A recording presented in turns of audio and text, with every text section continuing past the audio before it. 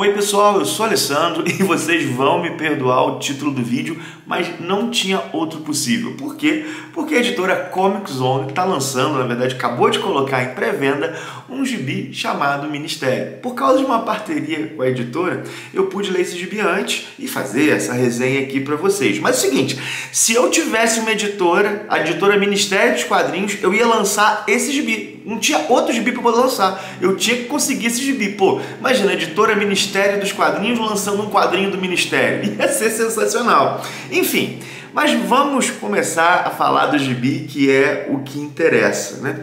Mas lembrar, é claro, já ia esquecendo, que da Comic Boom, né? Essa gibiteria de São Paulo, que apoia aqui o canal, então todos os vídeos têm oferecimento da Comic Boom. Link para Comic Boom tá aí na descrição do vídeo. Mas vamos lá, né? Ministério é outro quadrinho argentino que passa a fazer parte do catálogo da Comic Zone, que está se notabilizando por um catálogo com muitas obras e boas obras, diga-se de passagem, do quadrinho argentino.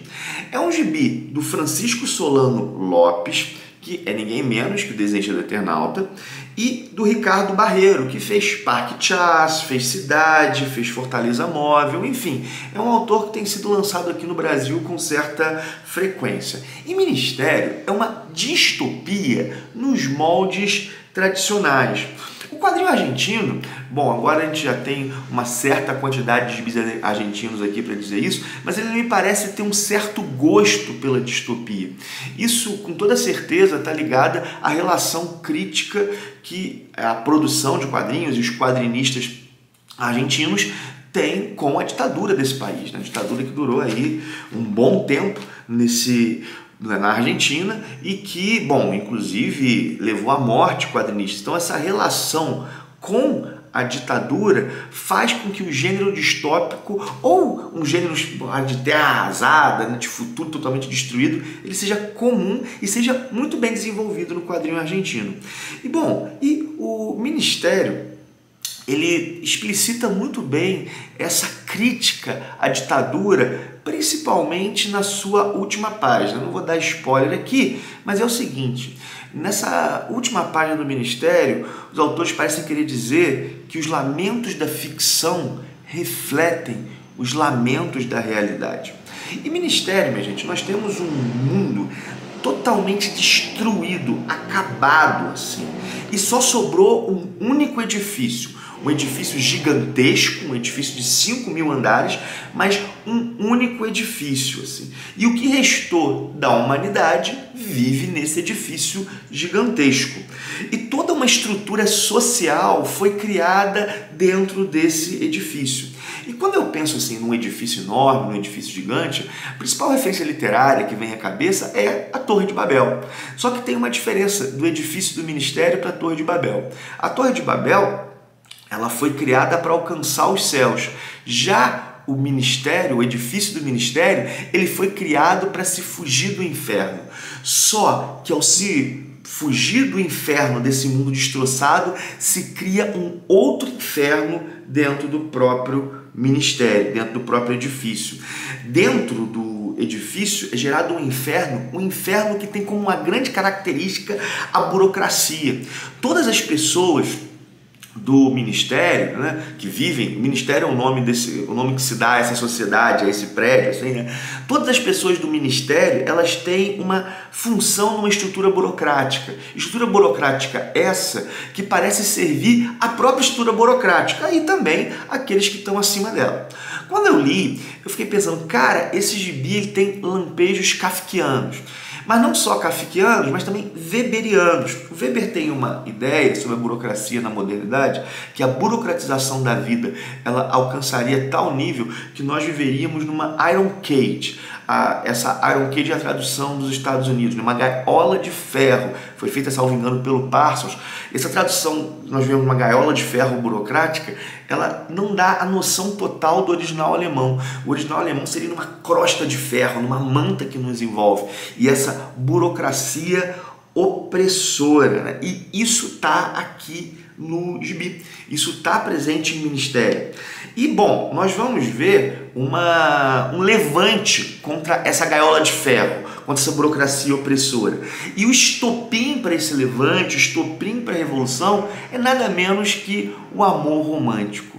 Há um rapaz apaixonado por uma moça e esse rapaz, ele descobre que essa moça foi sequestrada pelos integrantes da alta hierarquia do ministério, que vivem nos últimos andares, para servir a eles, né? E ela foi levada contra a sua vontade e ele resolve ir resgatá-la. Isso é um estopim para a revolução. Minha gente, essa ideia de que o amor se coloca contra a distopia, ela é muito comum em outras obras distópicas. A gente pode pensar, às vezes aparece o amor, às vezes aparece a arte. Por quê? Porque tanto o amor quanto a arte são experiências, vamos colocar assim, com foco na individualidade. E as distopias, elas têm um foco na despersonalização, na perda da alma, vamos colocar assim. E um homem despersonalizado é um homem que não vai questionar. Então, tanto o amor quanto a arte e outras distopias, eles funcionam como esse aspecto de retomar posse de si e de olhar também para outros indivíduos, como pessoas, né? E aqui acontece isso, né? Há uma descoberta de que a pessoa vale muito mais do que a sua função na estrutura. Mas em ministério não tem só isso, né? Há também uma certa, não é uma coisa individualista, há uma certa organização coletiva de revolucionário. Uma coisa que eu fiquei pensando é que ministério, nessa coisa do prédio fechado e todo mundo vivendo lá dentro, lembra outras obras de ficção, na qual nós temos também essa coisa desse cenário fechado, hermético. Eu lembro, por exemplo, o Expresso da Manhã. Não sei se você já leu o gibi ou se você já viu a série, que toda a humanidade que restou está dentro de um trem. E dentro desse trem se criou uma estrutura social. E quanto mais para frente no trem, mais alta é a classe. Uma outra que me lembrou, aqui não é tão hermética a estrutura, mas também é uma estrutura fechada, na qual as pessoas vivem, que é Babylon 5, que é uma série sensacional, a do Straczynski, aquele que escreveu Homem-Aranha. Uma série de TV, tem 5 temporadas, acho que eu vi 3 temporadas e meia, alguma coisa assim, e é uma estação espacial na qual convivem alienígenas, assim. Então, e também lá vai se criar uma sociedade. Em ministério nós temos isso, né? Como é que a humanidade, toda uma estrutura social, vai se criar nesse espaço fechado, que serve como metáfora também para o mundo como um todo. Em ministério, nós temos uma história que busca explicar vários aspectos da distopia. A gente descobre, por exemplo, o que levou a ela, assim, o que levou a ela. A história tem algumas soluções apressadas. O interessante é que os próprios autores brincam com isso. Os autores vão brincar, inclusive aparece textualmente na história, isso aqui está meio apressado, coisa assim. É um gibi bem escrito. É um gibi bem desenhado, é um gibi que traz questões interessantes e carrega também certa dose de esperança, mas com piscadas de melancolia. Parece que os autores estão dizendo que, às vezes, o final feliz só chega na ficção, que falta esse final feliz chegar na realidade. E mesmo o final feliz da ficção, ele tem seus poréns, né? É como se o sistema pudesse ser vencido. Isso tem na ficção e pode ter na realidade, mas que os custos para isso também não são pequenos, né? Enfim, aparece isso. É um gibi interessante. Eu gostei bastante da leitura e eu agradeço a Comic Zone por ter me permitido ler antes. Agradeço a Comic Zone aí pela confiança. Gibi bem bacana, galera que tiver interesse. O link para pré-venda tá aí na descrição. Não, na pré-venda tá o link para descrição. Misturei aqui, né?